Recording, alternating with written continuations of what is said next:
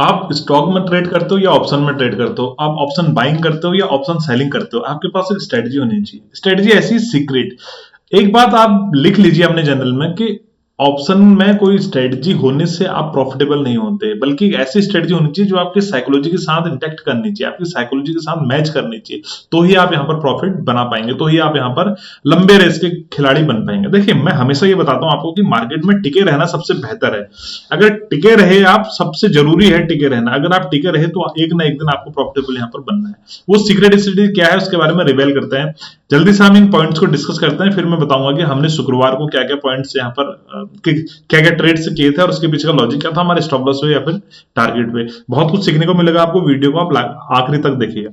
देखिए, सबसे secret strategy ये है कि आपकी जो आंखें और आपका जो दिमाग है वो हमेशा खुला रहना चाहिए।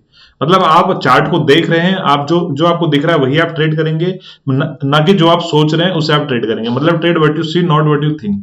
इस बात को हमेशा याद रखिए, इसको आप अपने जर्नल में लिख लीजिए। दूसरी बात, एक चीज आपको और बताता हूं। देखिए, जब भी हम मार्केट में ऑप्शन बाइंग के लिए जाते हैं तो हमारे दिमाग में तरह तरह की चीजें आती हैं। तरह तरह की चीजें का मतलब, जैसे सबसे पहला पॉइंट जो मतलब मेरे साथ होता है वो होता है कंफर्मेशन बायस। जैसे मार्केट में अपसाइड की तरफ इधर मोमेंटम मिलने वाला है हमें, ठीक है। तो अब हम ये नहीं देखते कि मार्केट में अगर हमने सोच लिया कि मार्केट आज ऊपर ही जाएगा, हम ये सोच के चल रहे हैं मार्केट में, मतलब मार्केट में डेली कैंडल में एक बड़ा ग्रीन कैंडल बनता हुआ दिखेगा हमें, मार्केट प्रीवियस रेंज को ब्रेक करेगा, अपसाइड की तरफ जाएगा, हम जो देख रहे हैं उसे ट्रेड नहीं कर रहे, हम सोच रहे हैं अपने मन में, मतलब हम बायस हो रहे हैं अपसाइड की तरफ में। तो होता क्या है कि हमें फिर ब्रेकआउट भी दिखने लग जाएगा, हमें फिर ये रेजिस्टेंस बहुत ज्यादा इंपॉर्टेंस नहीं देने लग जाएगा, मतलब बहुत इंपॉर्टेंट रेजिस्टेंस यहाँ पर नहीं दिखेगा। हम सोचेंगे कि इसे तो मार्केट ब्रेक ही कर देगा। कहने का मतलब है कि जो हम सोचते हैं ना वही हम करने लगते हैं। इसे कंफर्मेशन बायस कहते हैं हमारी भाषा में, ठीक है। मेडिकली भाषा में कंफर्मेशन बायस कहते हैं कि जब हम कुछ सोचते हैं तो वैसा ही हम वो चीजें हमें दिखने लग जाता है। जैसे लेट्स एग्जांपल लेते हैं कि माना आपको कोई गाड़ी खरीदनी है, माना आपको थार खरीदनी है, तो आप देखेंगे कि अगर आप ट्रैफिक में निकलते हैं, बाजार में निकलते हैं, तो उस दिन आपको थार ही थार दिखने लग जाएंगी, और गाड़ियां भी दिखेंगी, लेकिन थार आपको ज्यादा दिखेंगी। ऐसा नहीं कि उसी दिन थार ज्यादा चल रही है, ऐसा होता है ये कंफर्मेशन बायस की वजह से कि जो हम सोच रहे हैं वही हमें दिखने लगता है। तो सबसे पहले तो आप इस चीज पे बायस ना हो। मैं हमेशा कहता हूं न्यूट्रल बन के आपको मार्केट में रहना है। न्यूट्रल मीन्स आपको साधु बनना है, मतलब ना आपको प्रॉफिट से बहुत ज्यादा खुशी हो रही है, ना लॉस से बहुत ज्यादा दुख हो रहा है, ना आपको पी की तरफ देखना है, ना आपको सी की तरफ देखना। आप न्यूट्रल रहिए ना। न्यूट्रल रहेंगे तो कंफर्मेशन बायस आपके में नहीं आएगा, और कंफर्मेशन बायस नहीं आएगा तो फिर आप यहाँ पर साइकोलॉजी बिल्डअप करने में आपको मदद यहाँ पर होने वाली है। पहला पॉइंट बहुत सिंपल पॉइंट है। दूसरे पॉइंट की अगर हम बात करते हैं, ये है डाउट ऑन सेल्फ एबिलिटी। मतलब इसका मतलब देखिए, ये तो मैं बहुत बार डिस्कस भी कर चुका हूं, फिर भी मैं बता देता हूं। आपने ट्रेड लिया, उसमें आपको एसएलएंट हुआ, दूसरा ट्रेड लिया आपका एसएलएंट हुआ, तीसरा ट्रेड लिया आपका एसएलएंट हुआ। इंट्राडे की बात कर लेते हैं, राइट। उसके बाद आप जब चौथा ट्रेड यहां पर लेने वाले हैं तो आप अपनी एबिलिटी पर ना शक करने लगते हैं, यार मैं तुक्के से तो नहीं बना रहा था अभी तक पैसा, कहीं ऐसा तो नहीं कि मतलब वो मेरी किस्मत चल रही थी, या मार्केट उस समय ऐसे ही था, मैं पैसा मतलब बना ले रहा था 3-4 दिन से, अब मैं 3 एसएल एक साथ दे रहा हूं। अब अपनी एबिलिटी पर शक करने लगते हैं। इसका सॉल्यूशन भी मैंने पिछली वीडियो में बताया हुआ था कि जब भी आपको 3 एसएल लग जाते हैं, 1 एसएल लग जाता है, 2 एसएल लग जाता है, या एक प्रॉफिट हो जाता है, आप तुरंत सारी ड्रॉइंग्स डिलीट कर दीजिए।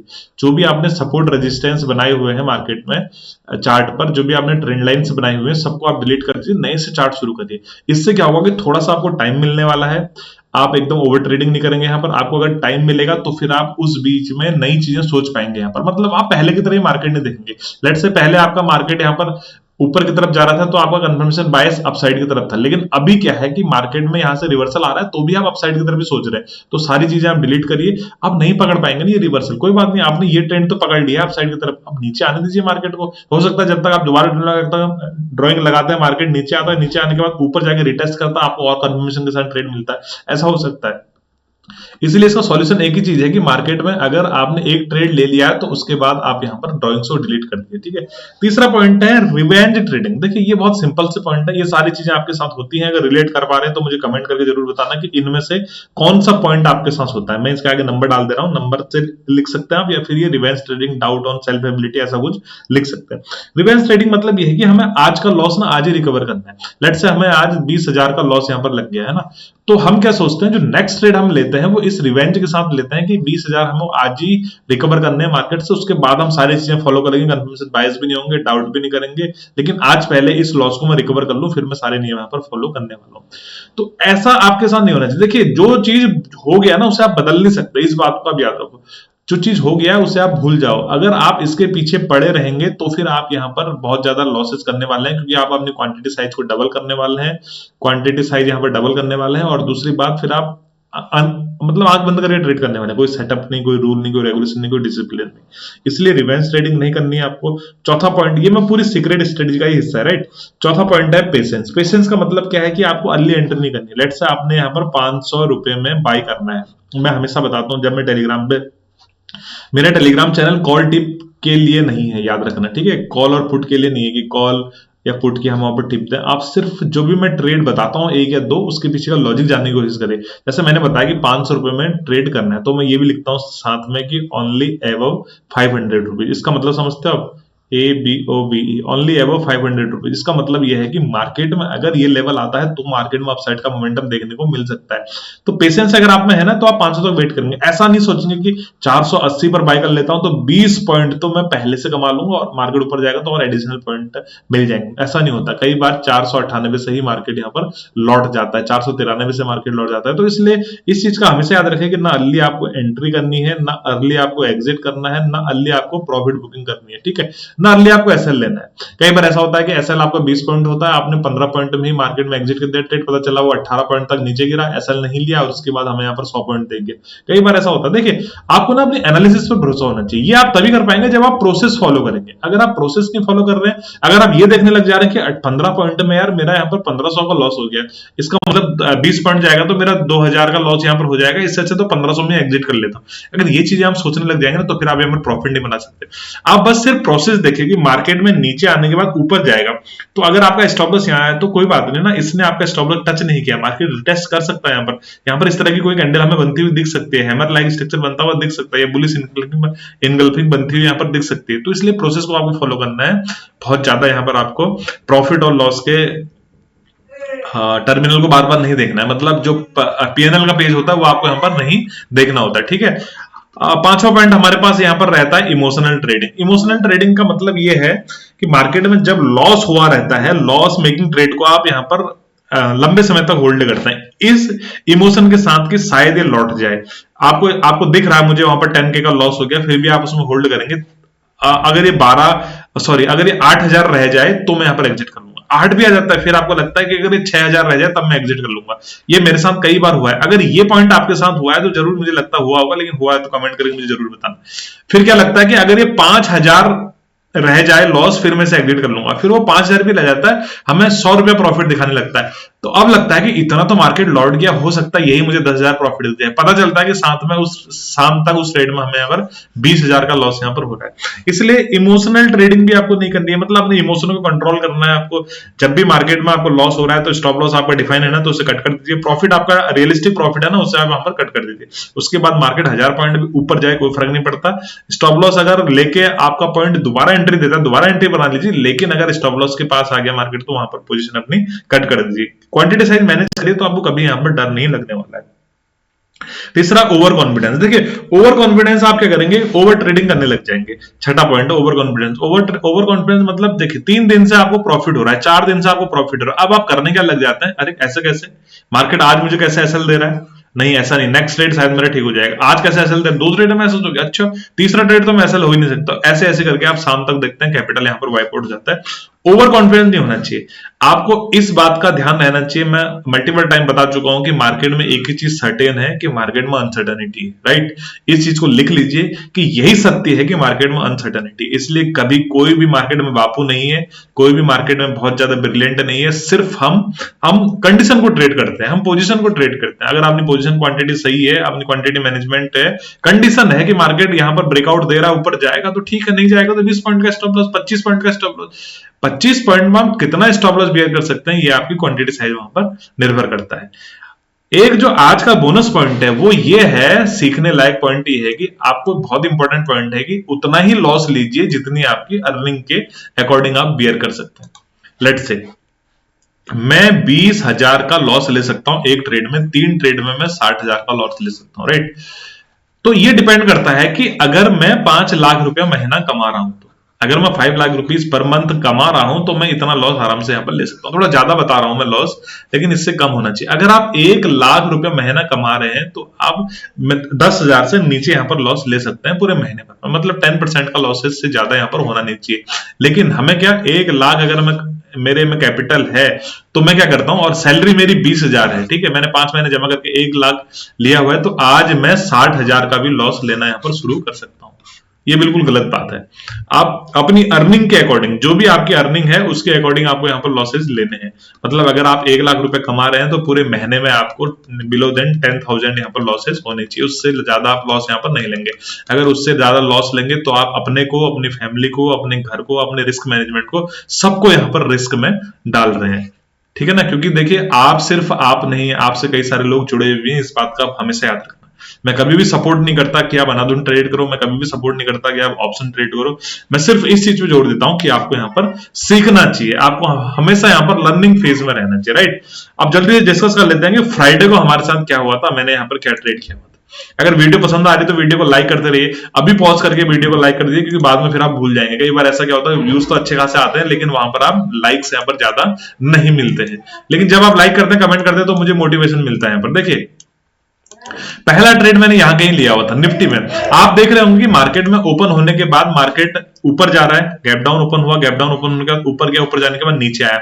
जब मार्केट यहां पर कहीं आया था निफ्टी में, तो बैंक निफ्टी ऑलरेडी टच कर चुका था अपने डे लो को, राइट। तो देखिए मैं ये समझ रहा हूं मार्केट में ऊपर गया, यहां पर सॉरी गैप डाउन ओपन होने के बाद नीचे आया, नीचे आने के बाद ऊपर गया, तो यहां पर कुछ बायर को ट्रैप किया गया, फिर मार्केट नीचे आ गया, सेलिंग यहां पर फिर से एक्टिवेट हो गया।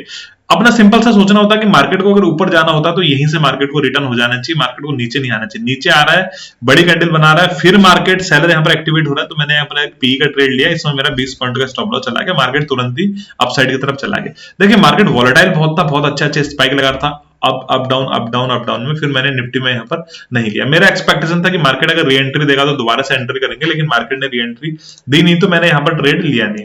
उसके बाद दूसरा ट्रेड मैं लेता हूं सेंसेक्स में। देखिए आप ना, मैं छोटे छोटे में बता रहा हूँ कि वीडियो बहुत ज्यादा लंबी हो जाती है, इसलिए आप इसे समझने की कोशिश करिए कि मार्केट में कहानियां बनाना बहुत इंपॉर्टेंट है, राइट।